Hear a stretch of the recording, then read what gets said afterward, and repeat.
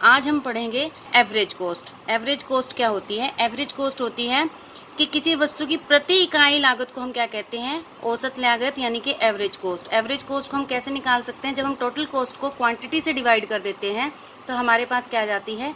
Average coast आ जाती है। जब हम एवरेज कोस्ट को डायग्राम से शो करते हैं तो वो इस तरह से यू शेप की बनेगी। आपके पास जो भी स्केड्यूल है पीछे चैप्टर में 8 चैप्टर की, उसमें जो है आप जब एवरेज कोस्ट को ड्रॉ करते हो तो वो इस तरह से बनती है। तो एवरेज कोस्ट कर्व जो है वो कैसा होता है? आपका यू शेप होता है। इसी तरह से आपने जिस तरह से टोटल कोस्ट के जो है कंपोनेंट्स किए थे, इसी तरह से हमारे पास जो एवरेज कोस्ट होती है वो दो चीज़ों से मिलकर बनती है। एक होती है एवरेज फिक्स कोस्ट और दूसरी बनती है एवरेज वेरिएबल कोस्ट। तो आइए देखते हैं हम एवरेज फिक्स कोस्ट क्या होती है। एवरेज फिक्स कोस्ट को निकालने के लिए हम क्या कर सकते हैं? जो टोटल फिक्स कोस्ट होती है उसको जब हम क्वांटिटी से डिवाइड कर देते हैं तो हमारे पास क्या जाती है? Average fix cost. अब टोटल फिक्स कोस्ट क्या होती है आपको दोबारा याद करा दूं। टोटल फिक्स कोस्ट और प्लस टोटल वेरिएबल कोस्ट दो चीज़ों से मिलकर बनती है। तो इसी तरह से जो आपकी एवरेज फिक्स कोस्ट होती है वो कैसे बनती है? टोटल फिक्स कोस्ट को जब हम क्वांटिटी से डिवाइड कर देते हैं तो हमारे पास क्या आ जाती है? एवरेज फिक्स कॉस्ट आ जाती है। तो ये देखिए, आप इसको स्केड्यूल से दिखा सकते हैं। ये आपका उत्पादन दिया हुआ है। टोटल कॉस्ट फिक्स कॉस्ट जो है आपको मैंने पहले भी बताया था, ये हमेशा आपकी सेम रहती है। चाहे आपका उत्पादन कितना मर्जी बढ़ जाए, कितना मर्जी घट जाए, जो आपकी ये कॉस्ट होती है वो सेम रहती है। जब आप इस सेम कॉस्ट को जब आप उत्पादन से डिवाइड कर देते हैं तो आपके पास क्या आ जाती है? ये एवरेज फिक्स्ड कॉस्ट। जो एवरेज फिक्स कॉस्ट का डायग्राम होता है वो कैसे बनता है? आपका इस तरह से डाउन फॉल होगा। इसको बोलते हैं हम रेक्टेंगुलर हाइपरबोला। रेक्टेंगुलर हाइपरबोला वो होता है जिसमें जो है दोनों आपकी जो ये यूनिट्स दी होती हैं, जब इनको आप मल्टीप्लाई करते हैं तो इनका जो गुणनफल होता है वो सेम निकलता है। जैसे फॉर एग्जाम्पल ये 4 है, 4 और ये यहाँ पे मान लीजिए कितना है? 2.5। ये देखिए, ये दिखा सकते हैं हम। तो इन दोनों को गुना किया तो क्या आ गया? 10।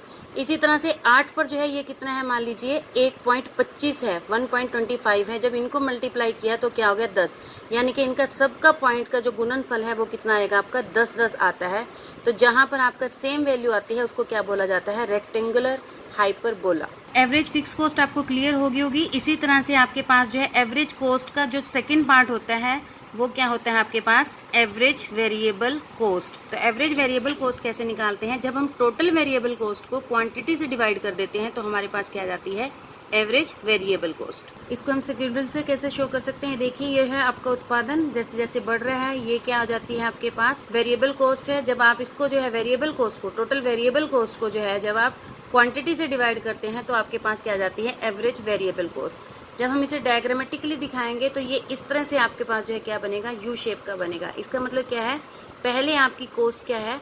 घटती है, फिर आपकी कॉस्ट जो है क्या होनी शुरू हो जाती है? बढ़नी शुरू हो जाती है। उसके बाद आपके पास सबसे मेन पॉइंट आता है, वो क्या है? औसत लागत वक्र आपका यू शेप का क्यों होता है? जो आपका मार्जिनल कॉस्ट कर्व होता है वो कैसा होता है? आपका यू शेप का होता है। ये पेपर में मोस्टली आपके पास जो है 3 to 4 मार्क्स का क्वेश्चन आ जाता है, तो मोस्ट इंपॉर्टेंट है, ये आप अच्छी तरह से करेंगे। मार्जिनल कॉस्ट कर्व के यू शेप के होने के 3 कारण होते हैं। ये मार्जिनल कॉस्ट जो है आपकी किसकी है? अल्पकाल की है। बार बार बोलती हूँ, शॉर्ट पीरियड की है। शॉर्ट पीरियड में आपके पास एक फैक्टर क्या रहता है? फिक्स्ड, और एक फैक्टर कैसा रहता है आपके पास? वेरिएबल। ये हम शुरू से ही एज्यूम करके चल रहे हैं, मैं आपको शुरू से ही कराती आ रही हूँ। जब हमने लॉ ऑफ वेरिएबल प्रोपोर्शन किया था तब भी आपको याद होगा, जब मैंने आपको अल्पकाल कराया है तो उसमें पूरी डिटेल से कराया था कि फिक्स फैक्टर के होने से और वेरिएबल फैक्टर के इकट्ठे होने से जो है क्या होता है। जब हम फिक्स फैक्टर के ऊपर वेरिएबल फैक्टर्स को यूज़ करते चले जाते हैं तो पहले हमें क्या मिलता है? बढ़ता उत्पादन मिलता है, फिर समान मिलता है और फिर घटता उत्पादन मिलता है। जब उत्पादन बढ़ता मिलेगा तो कॉस्ट क्या रहेगी हमारी? कम। जब समान रहेगा तो कॉस्ट क्या हो जाएगी हमारी? मैक्सिमम। और उसके बाद जब हमें घटता उत्पादन मिलेगा तो कॉस्ट हमारी क्या हो जाती है? बढ़ना शुरू हो जाती है। इसीलिए जो हमारे कॉस्ट कर्व होते हैं वो कैसे होते हैं? इस तरह से। पहले जो है क्या होते हैं? ये गिरते हुए, फिर क्या हो जाते हैं? ये समान, और उसके बाद जो है क्या हो जाते हैं? ये ऊपर उठना शुरू हो जाते हैं। तो कॉस्ट का और प्रोडक्शन का कैसा रहता है? विपरीत संबंध रहता है। उत्पादन बढ़ेगा, प्रोडक्शन बढ़ेगी, तो आपकी कॉस्ट क्या रहेगी? कम रहेगी। तो इसीलिए जो मार्जिनल कॉस्ट कर्व है वो कैसा होता है? आपका यू शेप का होता है। तो ये देखिए, मैं इनको तीनों पॉइंट्स को आपको क्लियर करती हूँ। सबसे पहले क्या आता है? औसत बंदी लागत तथा औसत परिवर्तनशील लागत का आधार। यहाँ पे मैंने आपको बताया ही, फिक्स्ड एक आपकी क्या है? फिक्स्ड लागत है, बंदी लागत है। एक आपके पास कैसी है? परिवर्तनशील लागत है। तो बंदी लागत का जो है और परिवर्तनशील लागत के कारण जो है आपको क्या मिलता है, आपकी कॉस्ट जो है कैसे रहती है। उत्पादन आपका जब बढ़ता है तो कॉस्ट कर्व जो है आपका क्या होता है, नीचे गिरता है, फिर समान होकर ऊपर बढ़ना शुरू हो जाता है। उसके बाद घटते बढ़ते अनुपात का नियम, ये मैं आपको बहुत अच्छी तरह से क्लियर करा चुकी हूँ, दोबारा नहीं कराऊंगी, आप इसे पढ़िएगा, आपको क्लियर हो जाएगा। उसके बाद तीसरा है आंतरिक किफ़ायतें और हानियाँ। जब किफ़ायतें होंगी यानी कि फ़ायदे होंगे तो आपका जो कर्व है वो कैसा होगा, आपका नीचे गिरता हुआ। जब आपको हानियाँ होंगी तो आपका कर्व जो है क्या होगा, ऊपर उठता हुआ। यानी कि जब हानि होगी तो कॉस्ट बढ़ जाएगी और जब आपको फ़ायदे होंगे तो कॉस्ट कम हो जाएगी। तो ये 3 कारण होते हैं जिसकी वजह से मार्जिनल कॉस्ट कर्व जो है कैसा होता है, आपका पास यू शेप का होता है। ये देखिए है आपकी मार्जिनल कॉस्ट। मार्जिनल कॉस्ट जो है किससे मिलकर बनती है, total cost of nth number minus total cost of nth minus 1 number. और या फिर हम ले सकते हैं change in total cost and change in quantity. इसको हम डिटेल से अभी मैं पीछे भी करा चुकी हूँ, दोबारा फिर करा दूंगी। हमने अब तक 3 तरह की कॉस्ट की हैं, टोटल कॉस्ट, एवरेज कॉस्ट और मार्जिनल कॉस्ट। टोटल कॉस्ट के हमने क्या किए थे, 2 पार्ट्स किए थे, टोटल फिक्स कॉस्ट और प्लस टोटल वेरिएबल कॉस्ट। इसी तरह से एवरेज कॉस्ट के भी हमने 2 पार्ट्स किए थे, एवरेज फिक्स कॉस्ट और टोटल एवरेज वेरिएबल कॉस्ट। अब आ जाती है हमारे पास मार्जिनल कॉस्ट।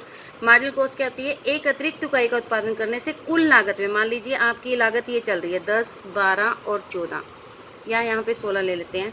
ये आपके पास क्या है, टोटल कॉस्ट। तो मार्जिनल कॉस्ट कैसे निकलेगी, एक अतिरिक्त इकाई, यानी कि एक से आपने दूसरी इकाई का उपयोग किया, एक अतिरिक्त इकाई का उपयोग करने से कुल लागत में जो अंतर आता है, कुल लागत में जो अंतर आया, अंतर क्या आया ये, तो एक अतिरिक्त इकाई का उपयोग करने से कुल लागत में जो अंतर आता है उसे क्या कहा जाता है, मार्जिनल कॉस्ट कहा जाता है। अल्पकाल में एमसी की गणना कैसे कर सकते हैं हम, ये देखिए, ये दे रखी है आपकी कुल लागत, ये होगी कुल लागत, ये क्या होगी, बंदी लागत, परिवर्तनशील लागत। जब इन दोनों को हम जोड़ देंगे तो हमारे पास क्या आ जाएगी, आपके पास टोटल कॉस्ट आ जाएगी।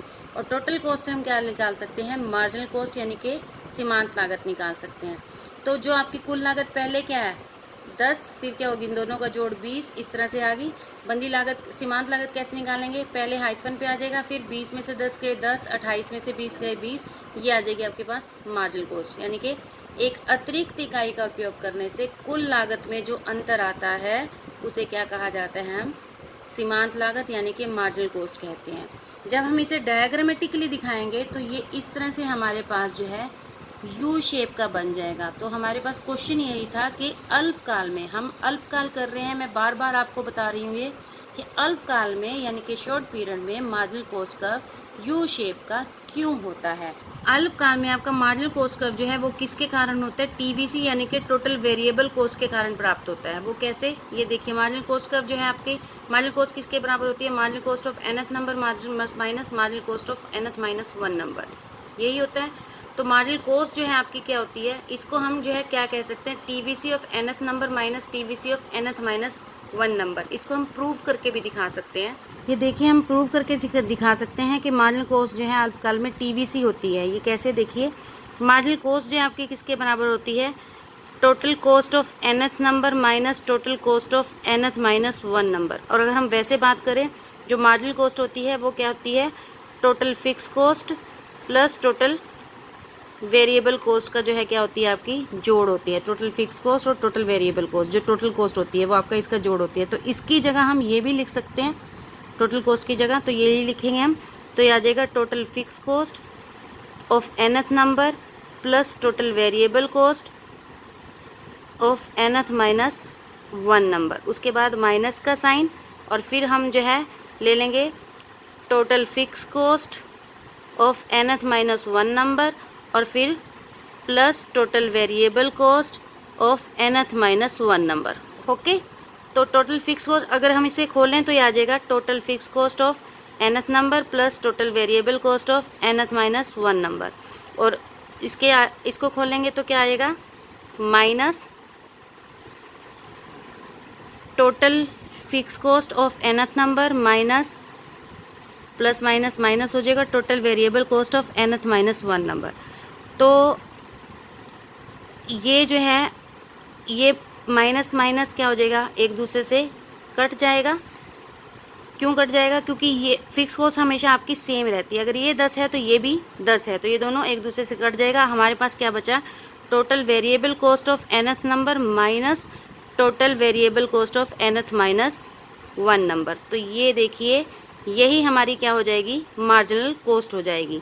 तो इसलिए जो आपकी जो मार्जिनल कॉस्ट होती है वो शॉर्ट पीरियड में किसके कारण होती है, टोटल वेरिएबल कॉस्ट की वजह से। अब हम देखते हैं रिलेशनशिप बिटवीन एवरेज कॉस्ट और मार्जिनल कॉस्ट। 3 नंबर का मोस्टली पेपर में आ जाता है, मोस्ट इम्पॉर्टेंट है।